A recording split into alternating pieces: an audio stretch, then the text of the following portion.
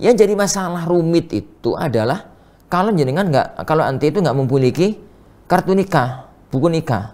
Tapi kalau anti nggak memiliki buku nikah, berarti wali hakim tadi itu siapa? Jadi, wali hakim tadi itu siapa? Bismillahirrahmanirrahim. Bismillah, mohon solusinya Ustadz. Ada seorang wanita domisili dan lahir di Pulau Jawa dan berasal dari keluarga Nasrani. Kemudian wanita ini menjadi mu'alaf. Saat dewasa, ia mengenal seseorang lelaki via ta'aruf online. Kemudian bersepakat untuk menikah. Lelaki ini berasal dari Pulau Sumatera. Mereka menikah dengan wali hakim yang diberikan izin oleh KUA karena wanita tak punya wali nasab yang muslim. Namun akad nikah ini dilakukan di Pulau Sumatera dengan wali, saksi, dan mempelai pria berada di Pulau Sumatera. Kemudian setelah akad, si wanita menyusul ke Sumatera sendirian. Pernikahan belum tercatat di KUA. Dalam hal ini, wanita tidak mengenal wali dan saksi sebelum menikah dan baru bertemu dengan si lelaki setelah akad berlangsung. Sebelum akad, lelaki mengaku bujang, namun beberapa bulan setelah menikah diketahui bahwa si lelaki punya istri dan juga anak sebelumnya. Saat ini mereka sudah berhubungan 5 tahunan dan punya 2 orang anak, Ustaz. Namun si wanita memilih pergi ke orang tuanya di Jawa setelah 5 tahun karena sang lelaki ternyata berpemahaman tafikri, berlaku kasar, jarang memberi nafkah, bahkan memakan harta istri. Sang istri pulang ke orang tuanya dalam rangka menjaga akidahnya dan juga anak-anaknya nanti, Ustaz. Pertanyaannya, 1, sahkah menikah dengan cara yang disebutkan di atas, Ustaz? Kedua, jika nikahnya sah, apakah istri berdosa jika meninggalkan suami? Yang ketiga, kemudian jika pernikahan ini sah, bagaimana cara si wanita cerai dengan suaminya? Sementara suaminya enggan menjatuhkan talak meskipun sudah diajukan huluk. Yang terakhir, yang keempat, Ustadz, bagaimana cara mengembalikan mahar yang berupa bacaan Al-Quran, Ustadz? Jazakumullah khairan. Panjang sekali, Ustadz. Masya Allah. Masya Allah. Pertama, kasus semacam ini ya ukhti, sulit untuk ana jawab dalam sebuah forum terbuka semacam ini. Itu harus ada beberapa yang didetailkan perinciannya. Yang paling inti 1, nanti tadi mengatakan wali hakim yang diberikan izin oleh KUA setempat. Tapi di akhir nanti mengatakan pernikahan belum tercatat di KUA. Itu maksudnya apa? Jadi katanya yang pertama, jadi wali hakim yang sudah diberi izin oleh KUA. Berarti KUA tahu akan ada pernikahan itu.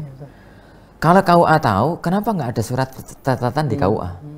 Itu bingung kan? Makanya pertanyaan-pertanyaan semacam ini, itu nasihat ana lebih baiknya disampaikan ukhti aja kepada ustadz yang ustadz lokal gitu ya, ustadz lokal, ustadz yang itu sehingga bisa langsung komunikasi dan detail masalahnya itu bisa dikorek, itu bisa diketahui. Yang anti percaya kepada ilmu dan agamanya, kemudian ya srek untuk menyampaikan ini kepada beliau. Lepas dari bata itu coba ana coba untuk metani kasusnya. Pertama, jadi anti bilang anti itu mu'alaf. Mu'alaf dalam bahasa Indonesia itu berarti orang yang masuk Islam nggak sejak lahir. Ya itu bukan istilah syar'i untuk mu'alaf loh sebenarnya itu. Istilah syar'i mu'alaf itu orang yang masih perlu dilunakkan hatinya karena belum mantep keislamannya. Itu mu'alaf. Jadi baik dia itu sejak bayi muslim atau enggak. Jadi orang misalkan di Gunung Kidul rawan kristenisasi, ada satu kampung miskin gitu melarat sejak bayi muslim, tapi muslim abangan Muslim ya, pokoknya KTP-nya Muslim. Lah mereka itu kena mie gitu aja mungkin beda agama. Dari bayi Muslim mereka mu'alaf. Orang-orang yang perlu disokong dengan zakat, orang-orang yang perlu disokong dengan dana agar mengokohkan keimanannya. Tapi orang pendeta, seorang pendeta yang dia itu belajar S1, S2 kependetaan. Kemudian misalkan tesis pendetanya itu mempelajari Al-Quran untuk mengcounter Al-Quran. Ternyata kebalik hasilnya. Setelah dia belajar Al-Quran malah mantep dengan isi Al-Quran, kebenaran Al-Quran, kemudian dia masuk Islam. Ini sejak dia masuk Islam sebulan 2 bulan kemudian status mu'alaf itu akan hilang. Karena mantep sekali. Gitu. Mantep sekali. Itu istilah mu'alaf dari sisi syariat ya. Tapi makanya Anda tegas, mu'alaf istilah negeri kita itu orang yang asalnya kafir kemudian masuk Islam. Meskipun setelah ini saya mu'alaf Ustaz, ini masuk Islam 20 tahun yang lalu. Ngono kadang-kadang orang itu. Anak ketawa aja dalam hati tapi ini piano istilahnya. Ini hanya khawatir istilah itu dibawa-bawa kepada istilah fikih. Zakat yang Allah berfirman, innamas shadaqatu lil fuqara wal masakin wal amilina 'alaiha wal mu'allafati qulubuhum. Alaf yang ada dalam ayat itu bukan yang dimaksudkan di negeri kita itu. Segala apalah pokoknya difahami maksudnya semacam itu. Jadi yang Anda pahami bahwasanya anti itu orang yang dulunya kafir kemudian masuk Islam sehingga keluarga besar itu masih kafir. Keluarga besar masih kafir lah. Tatkala keluarga besar masih kafir memang benar. Keluarga nggak boleh untuk menikahkan. Ini perlu dipertegas. Benar nggak keluarga besar itu masih kafir semua? Itu yang perlu dipertegas. Yang itu nggak ada dalam pertanyaan tadi. Bisa jadi bapak kafir, tapi bisa jadi paman Muslim. Lah, kalau bapak kafir, paman Muslim, walinya itu kan paman nasab. Nggak boleh wali hakim. Bisa jadi bapak kafir, tapi adik Muslim. Jadi misal, begitu ya. Misal semacam itu. Biasanya orang itu kalau masih Islam, itu kan biasanya ada rentetan keluarga-keluarga lain juga masih Islam. Jadi semacam entah pamanin, entah bibiin, entah apa begitu. Kalau memang ada di antara wali nasab yang Muslim, maka dialah wali. Dan tidak berhak untuk wali hakim. Itu yang pertama. Yang kedua, sekarang anggap pertanyaan anti itu sesuai dengan fakta. Bahwasanya tidak ada wali nasab. Maka wali hakim. Dan wali hakim itu ya ukhti. Wali hakim itu adalah wali yang diberikan kekuasaan oleh pemerintah negeri ini untuk menjadi hakim pernikahan di tempat anti berdomisili. Kalau bahasa kita itu kan, negeri kita itu kan ada tempat domisili, ini ada tempat domisili, ada KTP. Pokoknya anti misalkan di Jawa, ya berarti KTP-nya di Jawa. Ini berarti KTP-nya di Jawa.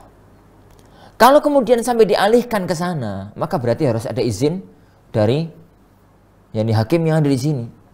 Harus ada izin dari hakim yang ada di sini. Bagaimana pernikahan biasa itulah. Kalau pernikahan biasa itu kan di tempatnya wanita yang mencatat itu. Kalau sampai dialihkan ke tempat laki-laki itu kan butuh pindah.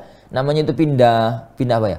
Ada instruksi dari wali yang dari yang ada di tempat pengantin perempuan ke tempat yang itu.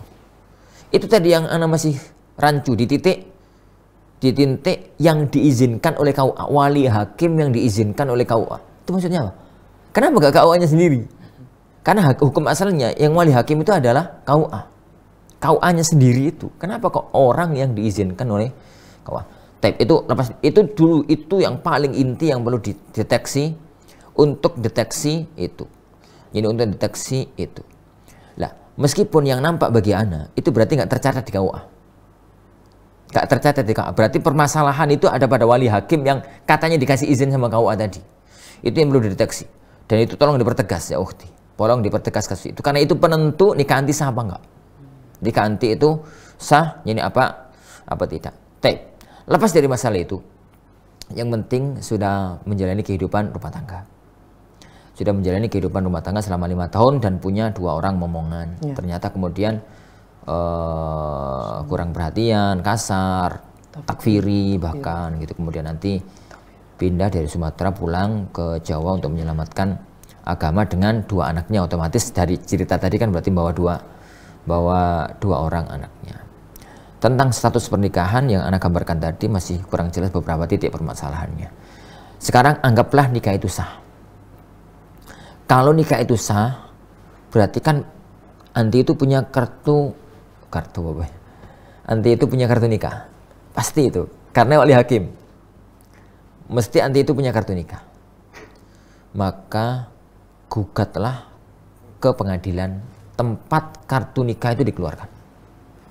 Dan hulu itu, jadi kalau mengajukan hulu sama suami gak diterima oleh suami, maka hulu itu diajukan ke pengadilan. Hulu itu diajukan ke pengadilan. Nanti pengadilan yang akan memutuskan. Nanti pengadilan yang akan memutuskan. Kalau kemudian nanti pengadilan memutuskan, yani memisahkan antara anti dengan suami, selesai. Suami mau misah, mau nggak misah, mau nyerai, mau nggak cerai, itu nggak ada masalah. Karena telah dipisahkan oleh pengadilan. Lah mengembalikan mahar tergantung keputusan hakim. Tergantung keputusan hakim. Itu yang pertama. Yang jadi masalah rumit itu adalah kalau anti itu nggak memiliki kartu nikah, buku nikah. Tapi kalau anti nggak memiliki buku nikah, berarti wali hakim tadi itu siapa? Jadi, wali hakim tadi itu siapa? Jadi, yang jadi rumit itu kan kata-kata wali hakim yang dikasih izin oleh KUA. Itu yang jadi rumit. Jadi yang jadi rumit kata-kata itu. Yang penting, kalau anti itu nggak punya kartu nikah, berarti yang nampak bagi saya, jadi anti itu bukan nikah dengan wali hakim, bukan hakim asli, tapi hakim-hakiman. Kalau dengan cara itu, kalau itu yang terjadi, kalau ternyata yang nikahkan dulu itu bukan hakim, tapi hakim-hakiman, dan betapa banyak kasus ini di negeri ini. Ana katakan ini karena terlalu banyak kasus yang nyampe ke Ana berkaitan dengan nikah pakai wali hakim. Wali hakimnya siapa? Mantan KUA. Lebih itu. Mantan KUA ke wali hakim. Mantan KUA itu rakyat biasa, tapi punya buku nikah, Ustaz. Buku nikahnya nggak sah. Karena dia sudah tidak lagi menjabat sebagai hakim. Tidak lagi menjabat sebagai wali hakim.